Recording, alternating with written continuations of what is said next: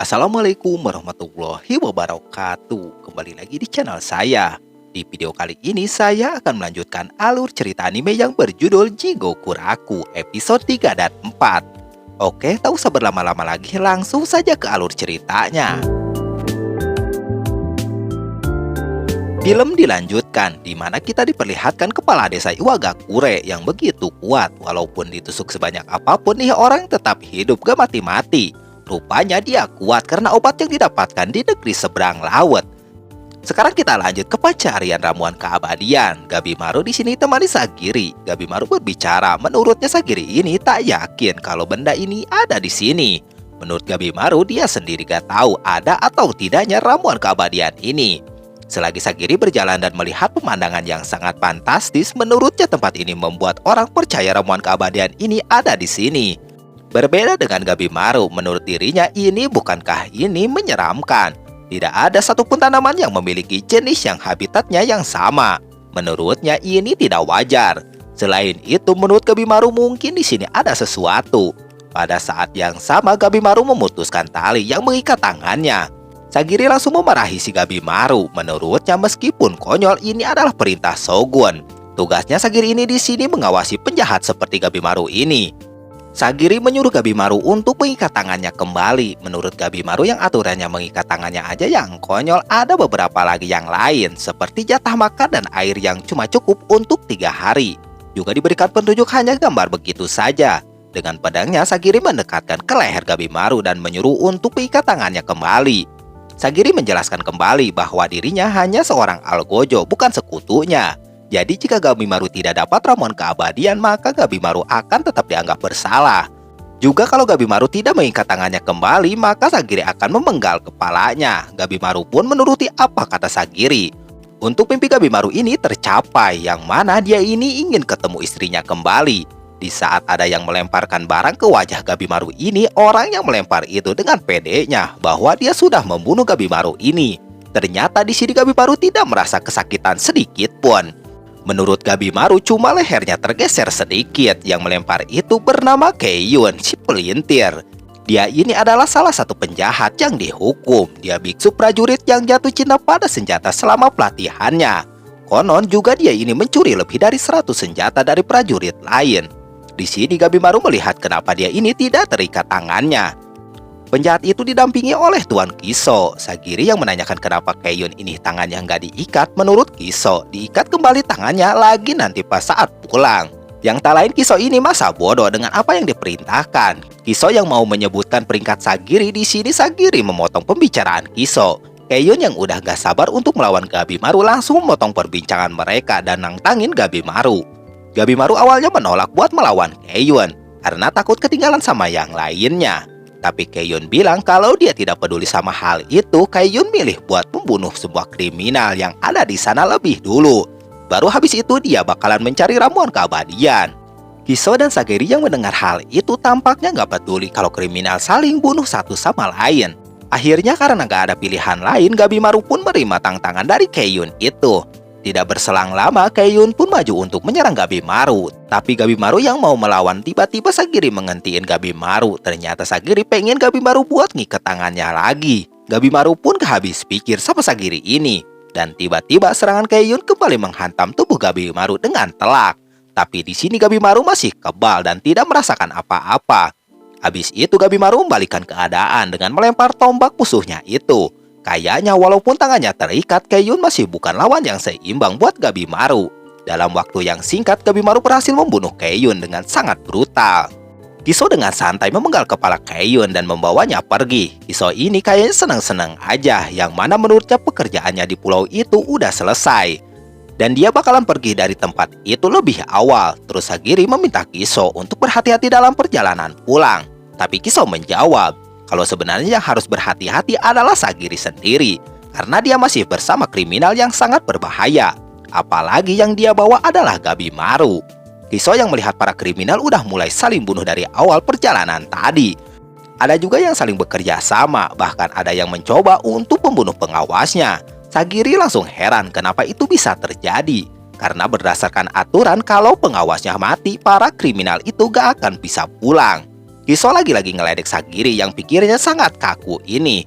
Kesogunan gak akan peduli siapa yang mati selama ramuan keabadian itu ditemukan.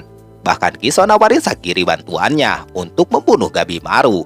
Tapi Gabimaru langsung menghentikan niat Kiso itu. Akhirnya Kiso memutuskan untuk meninggalkan mereka. Tapi sebelum pergi, Kiso kembali mengingatkan Sagiri bahwa beberapa jam dari sekarang situasi akan berubah menjadi lebih mengerikan. Ucapan Kiso itu kayaknya ada benarnya juga, karena tampaknya Aizen udah terbunuh oleh Rokurota dan beberapa kriminal udah saling bunuh dan mati.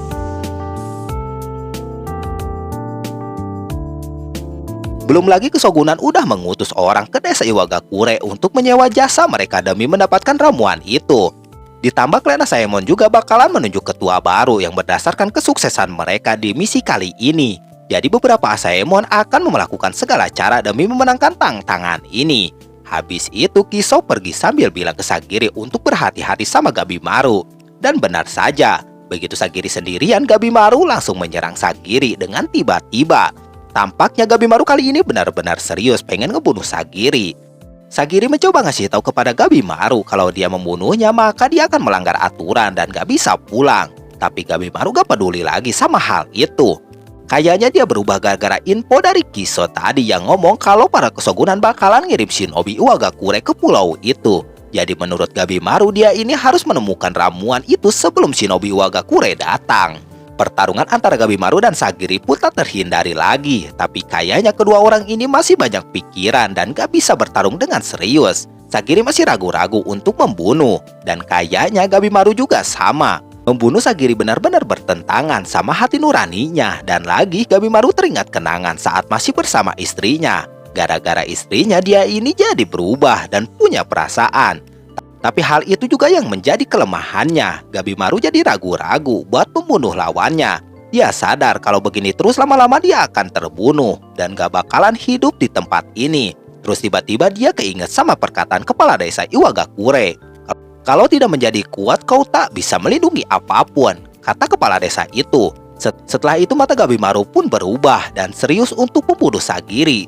Sampai akhirnya Sagiri benar-benar sudah tidak berdaya dan melihat Gabimaru bersiap untuk mengakhiri hidupnya. Tapi waktu mau menancapkan pedangnya ke tubuh Sagiri, lagi-lagi Gabimaru ragu-ragu dan tiba-tiba bayangan sang istri muncul dan mencegah Gabimaru untuk melakukan hal kejam itu. Tubuh Gabimaru pun bergetar dan air matanya mulai menetes. Hati Gabimaru benar-benar bimbang. Sagiri yang melihat hal itu akhirnya sadar kalau Gabimaru hanyalah manusia biasa yang memiliki perasaan dan bukanlah si hampa yang seperti orang sebut. Akhirnya Sagiri menyarungkan pedang yang dipegang Gabimaru tadi sambil ngomong kalau perasaan yang dimiliki Gabimaru sekarang ini bukan kelemahan, namun juga jadi kekuatan untuk bisa bertahan hidup dan berjuang. Setelah mendengar perkataan Sagiri itu, akhirnya Gabimaru pun bisa menerima keadaan dirinya yang sekarang. Di tempat lain terlihat salah satu kriminal yang kegigit serangga aneh bermuka mengerikan. Tidak pikir panjang dia langsung memotong tangannya yang tergigit itu. Dan benar saja, tiba-tiba potongan tangan tadi langsung ditumbuhi bunga aneh. Setelahnya muncul makhluk raksasa yang mengerikan di hadapan mereka. Begitu juga dengan Gabimaru dan Sagiri. Di depan mereka muncul monster berkepala ikan yang bersiap membunuh keduanya. Sekarang kita diperlihatkan masa lalu dari sang kriminal yang bernama Tamiya Gantetsusai. Jadi dia ini dikenal dengan nanggap pedang. Juga tidak tertandingi di 8 provinsi yang di saat dirinya ini tidak mendapatkan lawan yang sepadan. Di saat yang sama, seorang bangsawan bernama Tatsumi memintanya untuk menjadi perwira. Pada saat mereka mengobrol di situ, Tatsumi ngeledek Tamiya. Dia bilang walaupun Tamiya ini GG, tapi dia gak bisa membunuh naga sungguhan. Tak tinggal diam, Tamiya pun marah dan menghancurkan yang ada di sana. Nah, dalam misi mencari ramuan keabadian, dia ditemani Algojo yang bernama Pucci. Di sini Tamiya ngoceh yang mana dia ini seolah-olah ngerendahin dari klan Asaemon. Pucci yang mendengar dia tidak tinggal diam, dirinya tidak akan memaafkan jika menghina klan Asaemon ini. Tapi Tamiya dengan santuйnya dia tidak memperdulikan itu. Mereka berdua pun lanjut jalan. Pada saat itu, Pucci menanyakan kepada Tamiya apakah Tamiya ini punya rencana. Tamiya menjawab dirinya ingin menyingkirkan pesaing lain. Pucci pun di sini merasa sedikit kaget dan juga menurutnya pekerjaan ini seperti membuat racun serangga. Pucci berpikir kembali apakah rencana itu bisa berjalan lancar. Setelah itu monster Gaje pun muncul. Sekarang kita diperlihatkan kembali Gabimaru dan Sagiri yang sudah terkepung monster. Di sini Gabimaru menyuruh Sagiri untuk menjauh. Gabimaru merasa gak tahu dengan makhluk ini, yang mana monster itu memakai gelang doa dan juga penampilannya sangat tidak realistis dan konyol menurut Gabimaru. Insting Gabimaru di sini merasa bahwa pulau ini sangat berbahaya. Tak lama monster itu pun menyerang Gabimaru. Gabimaru gak tinggal diam, dia pun maju untuk melawannya. Gabimaru gak tinggal diam, dia pun maju untuk melawannya. Setelah Gabimaru menendang tuh monster itu pun membalasnya dengan melemparkan dirinya. Sagiri yang khawatir Gabimaru tetap menyuruh Sagiri untuk menjauh dari situ. Gabimaru merasa monster itu adalah makhluk hidup. Pada saat yang sama dia pun mengingat perkataan gurunya yang bilang aturan shinobi nomor 5. Terus dia merasa harusnya dalam kondisi begini harus lari dari sana. Monster yang ada di depannya kembali menyerang Gabimaru. Dengan tali monster Gabimaru di sini kewalahan. Lagi-lagi Sagiri nyamperin Gabimaru. Sagiri pun melihat darah yang ada di tangan Gabimaru. Pada saat yang sama Gabimaru mengajak Sagiri untuk berlari dari sana dulu. Tapi rencana itu gagal karena monster-monster lain datang. Monster itu mukanya gak jelas semua, tapi monster itu pada senyum gitu. Sagiri pun terlihat tegang dan takut. Dengan menempelkan tangannya ke tanah, Gabimaru terlihat mau mengeluarkan kemampuannya. Benar saja, dia langsung menyerang monster itu dengan kekuatan yang bernama Api Aula. Sagiri yang melihat dia shock sekalipun kaget melihat monster itu terbakar api. Dengan kekuatan apinya Gabimaru menyerang satu persatu monster gak jelas itu. Terlihat setiap sabitan dari pedangnya itu terlihat seperti ada api-apinya gitu. Sagiri cuma bisa bengong dan juga dia mengingat kembali perkataan dari Kiso tadi. Pada saat yang sama Sagiri pun diserang monster dari belakang. Gabimaru yang melihat dia sebetulnya pengen fokus aja ke depan. Tapi Gabimaru berubah pikiran dengan menolong Sagiri. Di waktu yang sama datanglah seorang yang bernama Yuzuriha. Dia bilang dia ini sama seperti Gabimaru, seorang ninja dan juga seangkatan dengannya. Gabimaru yang merasa tertolong, dia kembali membayangkan istrinya kembali untuk bilang berterima kasih kepada orang yang sudah nolong.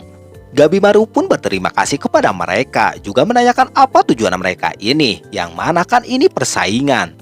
Tak ada gunanya juga membantunya, kata si Gabimaru. Yuzuriha bilang untuk jangan curigaan begitu. Monster-monster yang dilenyapkan Gabimaru, menurut Yuzuriha Gabimaru ini bisa diandalkan. Walaupun sudah berlumuran darah, Gabimaru ini masih sehat walafiat.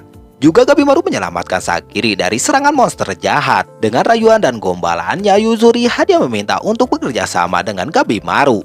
Dia bilang takut pada tempat ini. Dia juga bilang akan menuruti apa yang dimau Gabimaru. Gabimaru yang gak peduli, dia mempiting Yuzuriha. Menurut Gabimaru dia nggak bisa dirayu dan digombalin yang receh itu.